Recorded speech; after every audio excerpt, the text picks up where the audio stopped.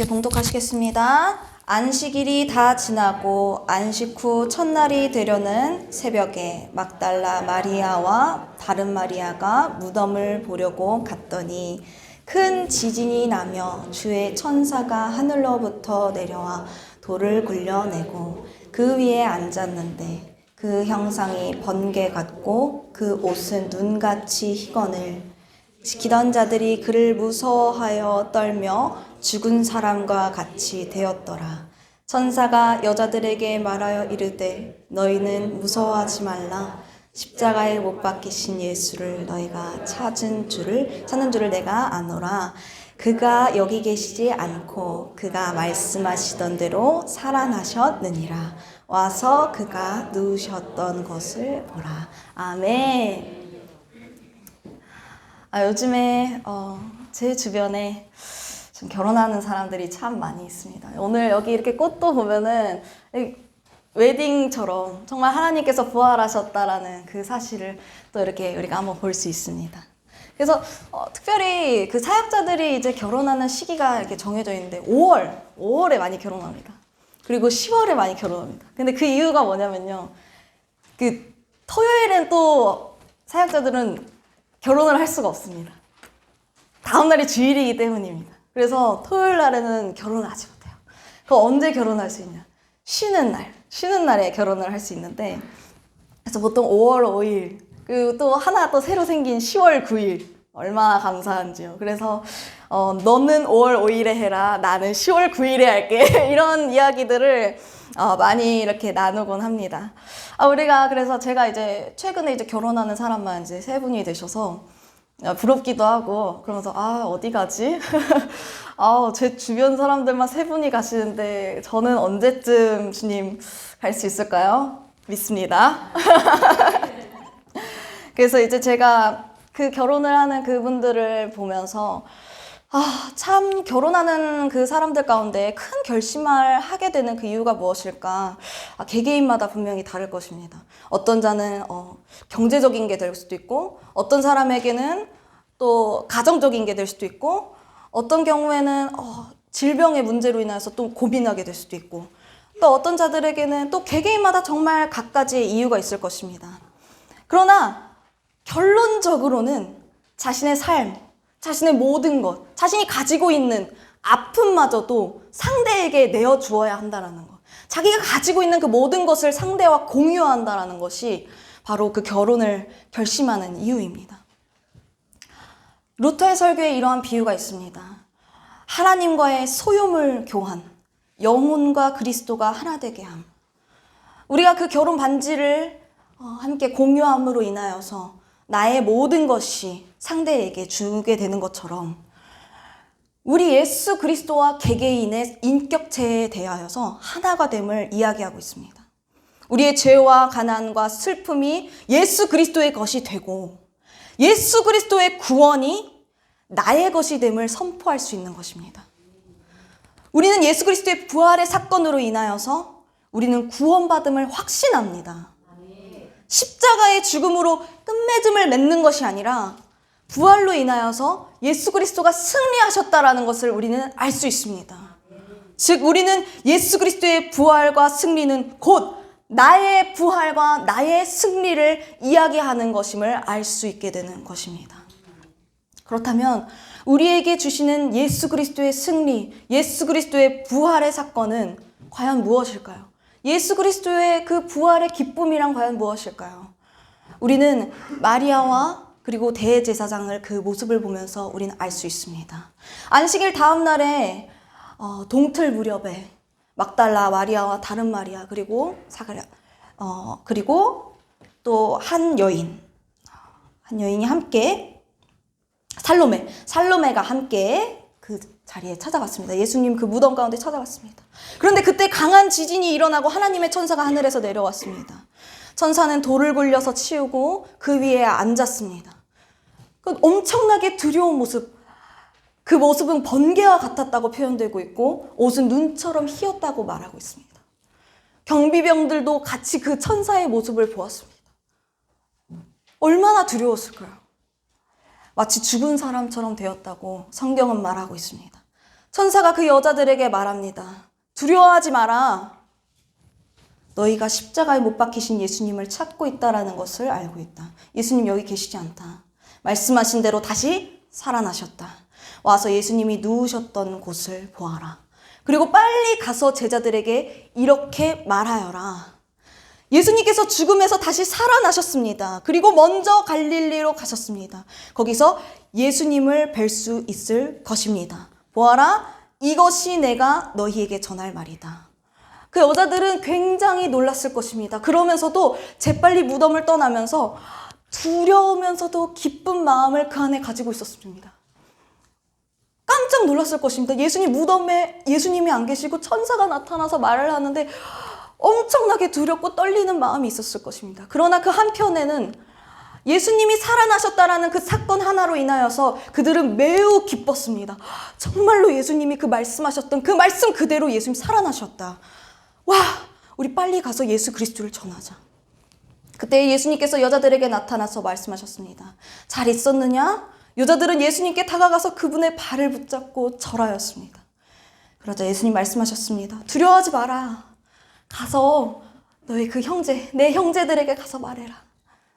갈릴리로 가라. 거기서 그들이 나를 볼 것이다. 똑같이 또 이제 여자들이 가고 있는 그 동안에 경비병들도 마찬가지로 길을 옮겼습니다. 어디로 갔나요? 성으로 갔습니다. 대제사장들에게 일어난 그 모든 일을 말하였습니다. 천사가 나타났고, 막 번개와 같았고, 옷이 휘었고, 그 돌이 옮겨졌고, 엄청나게 두려운 그 사건에 대하여서 벌벌 떨면서 분명히 이야기하였을 것입니다. 이게 말이 되는 일이냐? 대제사장들은 장로들과 함께 모여서 의논하였습니다. 경비병들에게 그리고서는 많은 돈을 주었습니다. 그리고 사람들에게 이렇게 말하여라. 밤에 예수의 제자들이 찾아와서 우리가 잠든 사이에 그 시체를 훔쳐갔다라고 말해라. 만일 이 이야기가 총독의 귀에 들어가더라도, 빌라도 귀에 들어가더라도 우리가 잘 말해서 너희들을 구해줄게. 그렇게 말했습니다. 돈을 받은 경비병들은 그들이 시킨 대로 했습니다. 그래서 이러한 소문이 유대인 사이에 널리 퍼지게 되었고 오늘날까지 그렇게들 알고 있습니다. 이들은 같이 들었습니다. 똑같이 들었고 똑같이 보았습니다.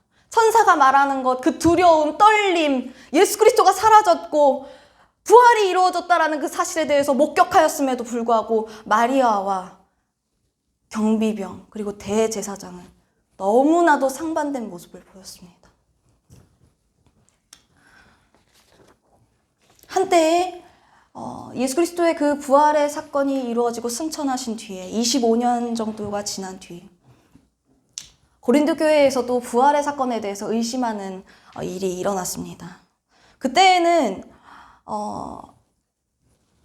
바울의 그 당시에는 유대교의 그 한 분파였던 그 사두개인들이 부활 사상을 부정하는 그 생각들을 가지고 있었습니다. 그래서 죽으면 영적인 것과 육적인 것이 그냥 동시에 모든 것이 그냥 사라진다, 소멸한다라고 생각했고 내세나 영적인 세계, 천국과 지옥이 없다라고 그렇게 생각하였습니다. 그리고 당시에 팽배했던 그 헬라 사상은 영혼의 영원 불멸, 영원히 사라지지 않고 영원히 살 수 있다. 그것은 믿었으나 육체가 부활한다라는 그 사실은 믿지 않는 상태였습니다. 이러한 사상들에 아주 그냥 뿌리 박혀 있던 그 사람들이 누구였냐? 그냥 세상에 그냥 믿지 않는 그런 사람들이 아니라 고린도 교인들 중에서도 그 생각이 옳다고 생각하는 사람들이 있었다라는 것입니다. 그렇기 때문에 바울은 이를 방지하기 위하여서 고린도 전서 15장의 말씀을 말합니다. 고린도전서 15장 1절에 바울은 내가 너희에게 전한 복음은 이라고 말하고 있습니다. 이것은 곧 죽은 자의 부활에 관하여서 말하고 있습니다. 명확하게 죽은 자에 관한 그 부활에 대해서 말합니다. 그래서 만일 그리스도께서 부활하지 않았다면 우리 모든 성도의 칭의나 구원은 없을 것이다. 만일 그리스도께서 여전히 죽은 자들 가운데 계시다면 예수 그리스도에 대한 믿음이 헛되지 않겠느냐. 바울은 끊임없이 이야기합니다. 예수 그리스도가 다시 살아나셨다라는 그 사실을 본 사람들이 너무나도 많은 사람들의 증언이 있다. 그들은 아직도 살아있다. 그리고 너희들 그 12 제자들의 그 모습을 보라. 그들은 예수 그리스도의 부활을 직접 목격한 자들이다. 그리고 나 사도 바울은 너무나도 미쳐나요. 정말 예수 그리스도를 박해하는 것에 힘썼지만 지금은 내가 주님을 만난 이후로부터는 내가 예수 그리스도가 살아계시다라는 것을 증언하는 사람이 되었다. 주님은 부활하셨다. 예수 그리스도는 확실하게 살아계시다고 말씀하고 있습니다. 우리가 이것을 왜 믿을까요? 왜 이 부활의 사건에 대하여서 우리가 왜 신뢰하나요? 이유는 고린도전서 15장 17절에 있습니다. 우리 함께 봉독하기 원합니다. 고린도전서 15장 17절 말씀입니다.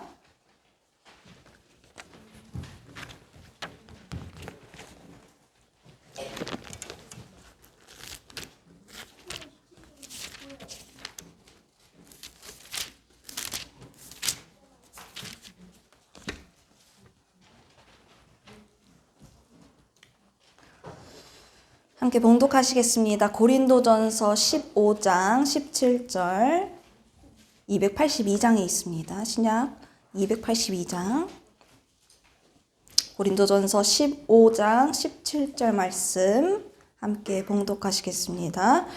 그리스도께서 다시 살아나신 일이 없으면 너희의 믿음도 헛되고 너희가 여전히 죄 가운데 있을 것이요. 아멘. 그렇습니다. 우리의 그 예수 그리스도의 부활의 사건이 없다면 우리의 믿음은 헛된 것입니다.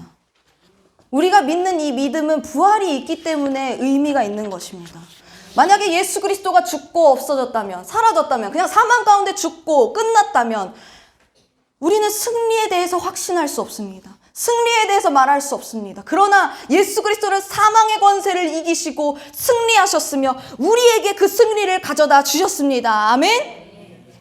우리는 여전히 죄 가운데 있을 수밖에 없었지만 예수 그리스도의 그 부활로 인하여서 죄와 사망 가운데 놓여있는 그 우리를 장사된 지 사흘 만에 부활하심으로써 사망 권세를 물리치시고 인간 구원의 완벽한 그 기틀을 마련하신 것입니다. 그렇게 우리는 죄에서 구원받고 거듭날 수 있으며 우리는 부활하신 예수 그리스도를 신뢰하며 나아가야 합니다.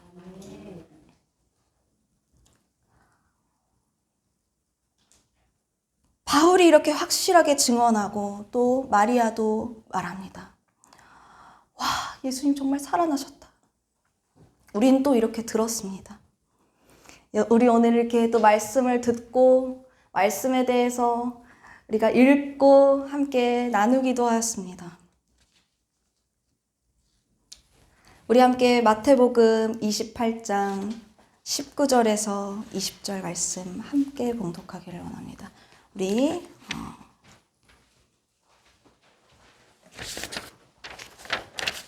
금주의 말씀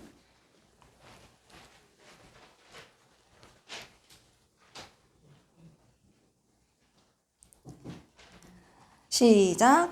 그러므로 너희는 가서 모든 민족을 제자로 삼아 아버지와 아들과 성령의 이름으로 세례를 베풀고 내가 너희에게 분부한 모든 것을 가르쳐 지키게 하라. 볼지어다 내가 세상 끝날까지 너희와 항상 함께 있으리라 하시니라. 아멘. 우리 주님께서 우리와 영원히 함께 하시겠다고 말씀하고 계십니다. 아멘.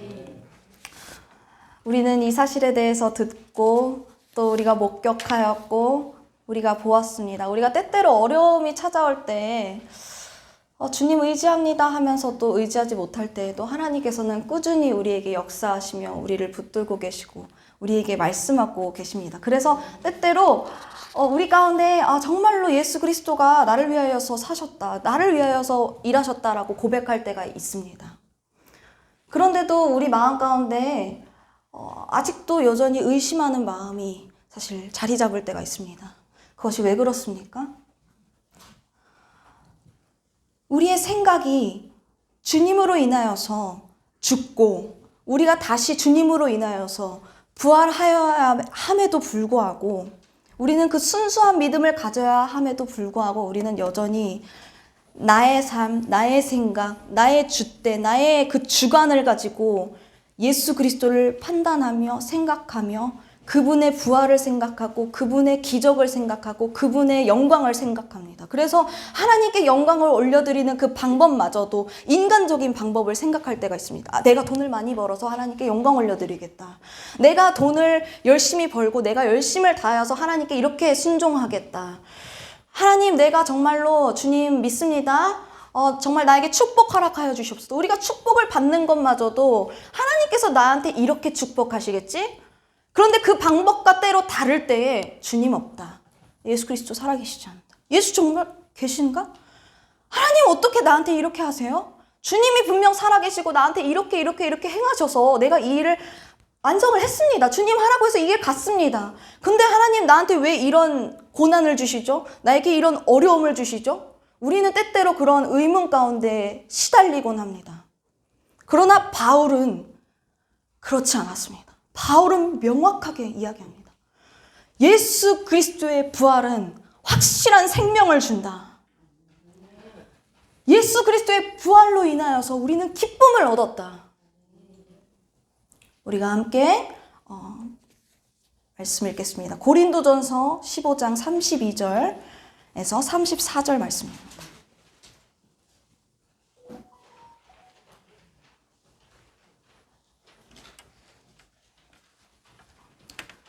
함께 봉독하겠습니다. 시작. 내가 사람의 방법으로 에베소에서 맹수와 더불어 싸웠다면은 죽은 자가 다시 살아나지 못한다면 내일 죽을 터이니 먹고 마시자 하리라. 속지 말라. 악한 동무들은 선한 행실을 더럽히나니 깨어 의를 행하고 죄를 짓지 말라. 하나님을 알지 못하는 자가 있기로 내가 너희를 부끄럽게 하기 위하여 말하노라. 아멘. 우리가 만약에 정말 오늘 죽고 없어질 인생이라면, 부활이 없다면, 예수 그리스도가 없다면 지금 여기 앉아있는 이 시간이 얼마나 지울 것 같겠습니까? 밖에 나가서 놀아야죠. 이렇게 날씨가 좋고 오늘 날씨를 보면서 참 좋다. 그래서 저희도 가끔 그런 이야기를 하곤 합니다. 바깥을 보면서 벚꽃이 폈는데 밖에 가서 꽃놀이도 좀 하고 즐기고 하면 참 좋을 텐데 나는 사역자라서 교회에 있네. 그런 이야기를 농담 삼아 하곤 합니다. 그렇습니다. 제가 이 자리에서 정말 말씀을 선포하게 된 것도 하나님의 그 부활의 사건이 없다면, 예수 그리스도의 부활의 사건이 없다면 무슨 유익이 있겠습니까? 이 말씀 전하는 것, 제가 그럴듯하게 말씀을 전하고 성도님들 은혜 받았다 하는 것이 저에게 유익이 되나요? 아닙니다. 제게 유익이 되는 것, 그리고 바울이 유익이 되는 것, 정말 우리에게 참된 유익이 되는 것, 오직 주 예수 그리스도입니다. 그러나 우리는 때때로 예수 그리스도를 바라보지 못합니다. 주님은 확실하게 부활하셨음에도 불구하고, 확실하게 우리에게 살아계심에도 불구하고, 우리 옆에 계심에도 불구하고 우리는 우리의 것을 바라봅니다. 나의 것을 바라봅니다. 하나님 하지 마세요. 내가 할 거예요. 하나님 어디 계세요? 어디 계세요? 하면서 다른 곳을 보는 거예요. 성경이 명확하게 지시하고 말씀하고 있음에도 불구하고, 증언하고 있음에도 불구하고, 예수 그리스도에 대해서 선포하고 있음에도 불구하고, 너희는 이제 부활할 것이다, 너희는 살아날 것이다, 너희는 이미 승리하였다라고 말씀하고 계심에도 불구하고 우리는 여전히 나의 삶 가운데에 전전긍긍하며 살아가고 있습니다. 우리는 하나님 앞에 회개하며 나아가야 합니다. 주님, 나의 믿음 없음을 용서하여 주시옵소서. 주님, 내가 아직도 주님을 바라보고 싶지만 하나님을 바라볼 수가 없습니다. 하나님, 나의 모든 죄악을 용서하시고 아버지, 나를 정말로 부활 가운데로 인도하여 주시옵소서. 우리가 처음 제가 말했던 것대로 정말 주님께서는 우리에게 약속하셨습니다. 마치 결혼을 한 것처럼, 결혼을 하면 그 상대의 모든 것이 나의 것이 됩니다. 당신 가져, 이게 아니라 그냥 그 모든 것이 자동적으로 나의 것이 되는 것입니다. 결혼을 함과 동시에 예수 그리스도의 승리는 우리의 것이 되었습니다. 우리는 믿기로 한 동시에 우리가 승리하였습니다. 그리고 우리의 죄도 예수 그리스도가 담당하셨습니다. 우리는 그것을 믿으며 의지하며 나아가야 합니다. 마리아와 같이 순수하게 믿는 그 믿음.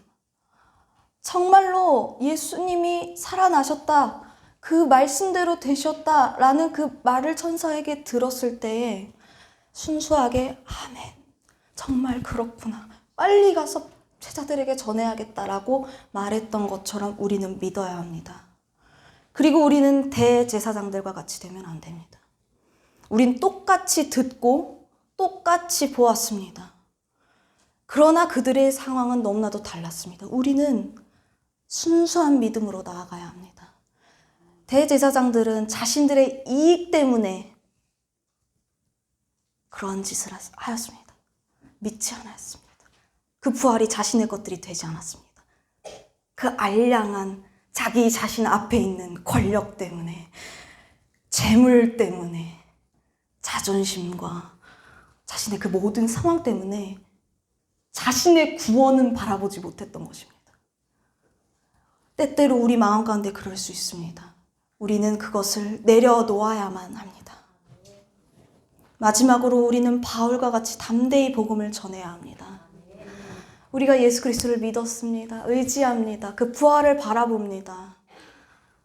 그 부활이 주는 기쁨에 대해서 저도 한번 생각해 보았습니다. 와, 정말 이루 말할 수 없는 기쁨이 제게 찾아왔습니다. 정말로 내가 이 땅 가운데 죽고 다시 새로운 몸을 받아 주님을 마주하고 하나님의 얼굴을 뵙고 주님 영광 받으소서 하는 그 얼굴을 대면하는 그날이 온다면 얼마나 기쁘겠습니까? 이제는 이 땅에 있는 그 고통과 슬픔도 다 없어지고 하나님을 대면하는데, 그런데 놀라운 사실은 그것이 단순히 우리가 죽어야만 일어나는 일이 아니라는 사실입니다. 우리는 지금 이 땅 가운데서 하나님이 미리 승리를 주셨습니다. 아멘? 먼저 승리를 주셨습니다. 그렇다면 이 땅이 천국이 되는 것입니다. 우리는 이 땅이 천국이 되어 늘 예수 그리스도를 대면하며 하나님을 직접 마주보고 대화하며 하나님의 그 말씀을 읽음으로 인하여서 우리의 삶이 살아나고 생동감이 있으며 우리가 죽을 수밖에 없고 영원한 고통 속에 있을 수밖에 없었던 그 모든 나의 삶이 예수 그리스도의 부활의 사건으로 인하여서 우리의 모든 그 슬픔이 다시 사라지고 기쁨이 샘솟는다라는 것입니다. 그렇기 때문에 우리는 기쁨을 외칠 수 있으며 소망을 외칠 수 있는 것입니다. 우리는 항상 주님 안에서, 예수 그리스도 안에서 기쁨을 누리기를 소망합니다. 우리는 기쁨을 잊지 않기를 원합니다. 우리는 부활을 잊지 않기를 원합니다. 우리는 구원을 잊지 않기를 원합니다. 바울은 이 땅의 것을 바라보지 않았습니다. 그랬더니 어떻게 되었습니까? 그가 진정한 기쁨을 누리게 되었습니다.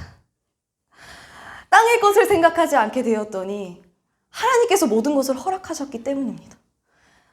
혹시 만약에 어려운 상황 가운데 처한 성도 여러분이 계신가요?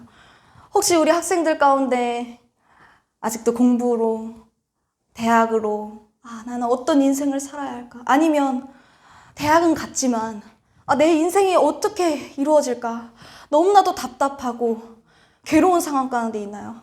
그렇다면 우리는 예수 그리스도의 부활을 다시 한번 바라보아야 합니다. 우리 함께 기도하시겠습니다. 사랑해 주님 감사합니다. 하나님, 오늘 예수 그리스도의 부활의 사건에 대하여서 목격한 마리아와 그리고 경비병, 대제사장, 장로들, 바울, 베드로, 이에 대해서 들었습니다. 같이 들었지만 너무나도 달랐습니다. 똑같이 들었지만 그들의 구원의 사건은 너무나도 다르게 들려왔습니다. 누구에게는 두려움과 기쁨이었지만 누군가에게는 절망이었습니다. 하나님, 우리 가운데 기쁨으로 찾아오신 주님, 우리의 모든 죄악을 담당하여 주신 주님, 우리가 그분을 고백하기를 원합니다. 예수 그리스도가 나의 부활 되심을, 그리고 그 부활이 나의 부활이 됨을 고백하기 원합니다. 혹시 만약에 오늘 지금까지 예수 그리스도에 대하여서 믿지 못하며 살아왔다면 주님 앞에 고백하게 하시고, 내가 믿으면서도 하나님을 제대로 믿지 못하며 살아왔다면 하나님 바울과 같은 그 믿음 허락하여 달라고 우리 주여 한번 외치고 기도하겠습니다. 주여!